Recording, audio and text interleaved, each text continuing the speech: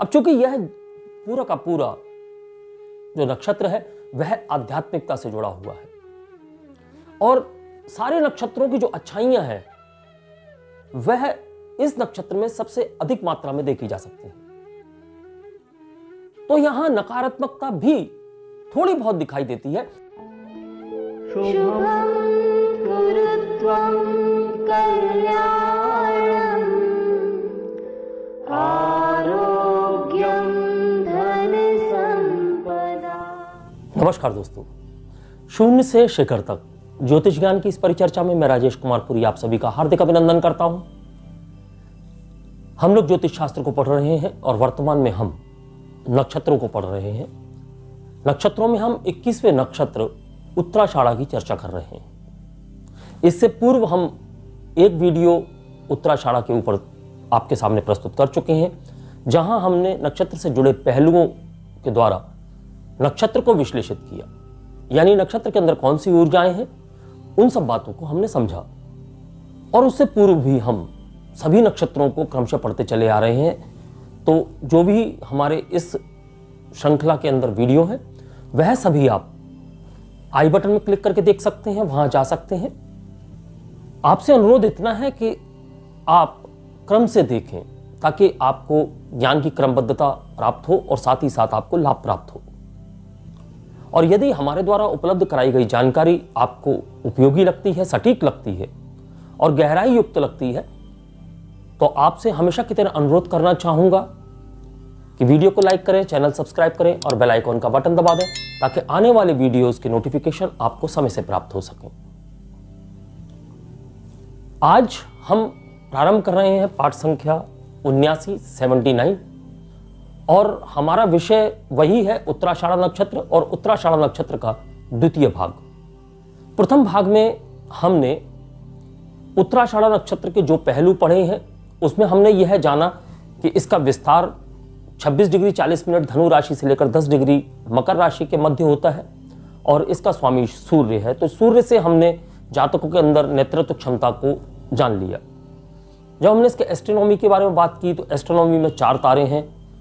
तो उन तारों के नाम हैं सिग्मा सेजिटेरी, ताओ सेजिटेरी, फाई और जेटा। इनकी जो आकृति है वह एक हाथी दांत के समान दिखाई देती है, इसलिए इसका जो प्रतीक है वह हाथी दांत है। हम यहां इसके प्रतीक चिन्ह हाथी दांत से क्या समझ सकते हैं वह जानते हैं। हाथी दांत का महत्व हाथी के लिए उसके समूह में सबसे अधिक होता है, यानी कि जिस हाथी का सबसे बड़ा दांत है, सुदृढ़ दांत है, वही हाथी समूह का नेता चुना जाता है। तो यहां हम हाथी दांत से जातकों में भी नेतृत्व क्षमता देख सकते हैं। जब हम देवता की बात करते हैं तो इसके देवता विश्वदेव हैं, जो कि संख्या में 10 हैं। तो उन 10 विश्वदेवों से जातकों के अंदर जो गुण परिलक्षित होते हैं वह यहां जान लेते हैं। सबसे पहले जो इसके देव है वसु, जिससे कि जातक के अंदर अच्छाई प्राप्त होती है। सत्य, जिससे सत्यनिष्ठा प्राप्त होती है। कृतु, कृतु से जातक के अंदर इच्छा शक्ति की भावना का विकास होता है। जब हम दक्ष की बात करते हैं, दक्ष से कौशल मिलता है। काल से समय की जो सदुपयोगिता है वह इन जातकों में देखी जा सकती है। काम से इन जातकों की कामनाएं और इच्छाओं की बात होती है। धृति की बात करें तो धृति से यहां इन जातकों के अंदर संगठन की क्षमता देखी जा सकती है। और जब हम कुरु की बात करते हैं तो पूर्वजों से प्राप्त शक्तियों की बात होती है। जब पुरुर्वसु की बात करते हैं तो इन जातकों की चमक, यानी कि जो इनकी ब्राइटनेस है वह देखी जा सकती है। और जब हम मधुरवसु से बात करते हैं तो यहां इन जातकों में जो ऊंचाई तक पहुंचने की क्षमता है वह भी देखी जा सकती है। अगर शारीरिक रूप से देखा जाए तो यह जातक दिखने में आकर्षक होते हैं। लंबा शरीर होता है, यानी कि सुगठित शरीर होता है। नाक कुछ बड़ी या लंबी हो सकती है। इनकी आंखें चमकदार होती हैं। पूर्वाषाढ़ा के जातकों की अपेक्षा यह जातक कम आक्रामक होते हैं, वहां आक्रामकता अधिक देखी जाती है। और यदि धनु राशि के हिस्से में जो इसका पद पड़ता है वहां के जातकों की बात करें तो जातक दार्शनिक होता है, मानवतावादी होता है। और मानवतावादी होने के साथ साथ इस प्रकार की प्रकृतियों में गतिविधियों में संलग्न भी देखा जाता है। यह जातक चमत्कारी होते हैं, आप करिश्माई कह सकते हैं। इनके अंदर अधिक दृश्यता प्राप्त होती है, यानी जातकों के अंदर कुछ आभास की शक्तियां होती हैं और जातकों के अंदर कुछ इस प्रकार की ऊर्जाएं होती हैं कि यह जातक उच्च स्तर तक पहुंचने की क्षमता रखते हैं। इन जातकों को आप देख सकते हैं कि मशहूर हस्तियों के साथ में संपर्क करने में बहुत सक्षम होते हैं और उनके साथ में जुड़ते भी हैं। और जिन जातकों पर मकर राशि का प्रभाव पड़ता हो वे सिद्धांतों द्वारा शासित एक सामाजिक संगठन की ओर अग्रसर होते हैं या उन्मुख होते हैं, जो कि गूढ़वाद, रहस्यवाद और भोगवाद में जुड़े हो सकते हैं। इनके जीवन एवं चरित्र में विनाशकारी राजनीतिक क्रांतियां और प्राकृतिक आपदाएं मौलिक रूप से व्यक्तिगत एवं सामाजिक पहचान को बदल देती हैं। इन्हें पदानुक्रमित संगठन प्राप्त होते हैं जहां वे केंद्र की सत्ता को हथिया लेते हैं या कब्जा कर लेते हैं। अगर इनके गतिविधि पर किसी समूह के द्वारा या संस्था के द्वारा हमला किया जाता है तो यह उस गतिविधि को ही छोड़ देते हैं जहां इन्हें जीत ना मिलने की उम्मीद हो जाए। हालांकि यहां सूर्य स्व-उन्मुख है, इसलिए जीवन में लक्ष्यों की दिशा नहीं बदलती। जीवन में कुछ छिपे हुए रहस्य होते हैं, कुछ छिपे हुए रिश्ते होते हैं इनके, और गुप्त क्रियाएं करने वाले होते हैं। अगर महिलाओं की बात करें तो महिलाओं का मजबूत सामाजिक स्वभाव होता है। संगठनों एवं समूहों से जुड़ने में यह आनंद प्राप्त करती हैं, अच्छे मूड की होती हैं, अच्छी प्रबंधक एवं आयोजक होती हैं।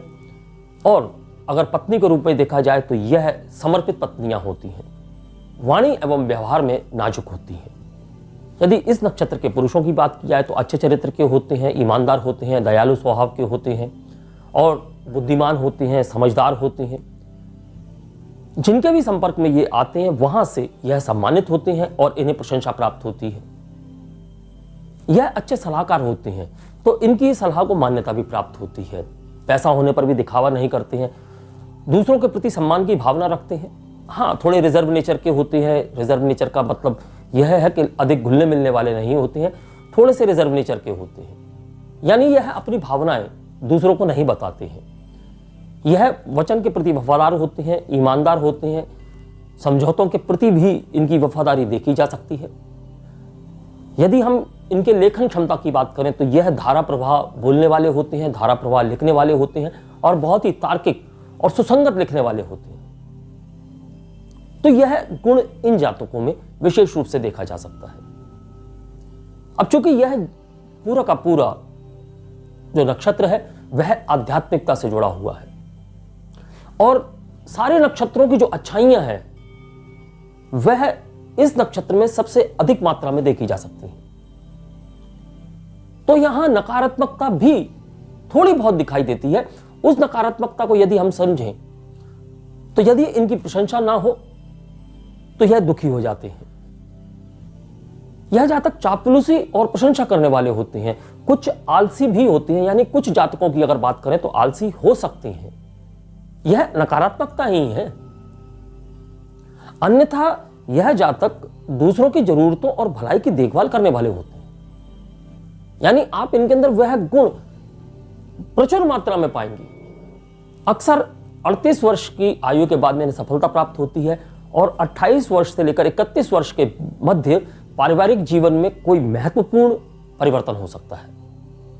इन जातकों के स्वभाव में एक विशेष बात यह देखी जा सकती है कि जो लोग इनके प्रति दयालु नहीं होते हैं और जो इनकी भावनाओं का सम्मान नहीं करते हैं, यह उनके प्रति भी असभ्य नहीं होते। यानी उनके प्रति भी इनकी भावनाएं अच्छी होती हैं और उन्हें किसी प्रकार का कष्ट भी नहीं पहुंचाते हैं। अगर यह जातक किसी प्रकार से किसी बात पे गलत हो तो यह अपनी गलती को शीघ्र स्वीकार करने वाले होते हैं। दांपत्य जीवन की बात करें तो दांपत्य जीवन इनका आमतौर पर सुखी होता है। जब हम पूर्ण रूप से कुंडली विश्लेषित करते हैं तो वहां कोई योग अगर दांपत्य जीवन को पीड़ित कर रहा है तब हम अलग से समझेंगे, लेकिन अगर हम नक्षत्र की बात करें तो नक्षत्र के हिसाब से यह लोग दांपत्य जीवन में सुखी होते हैं।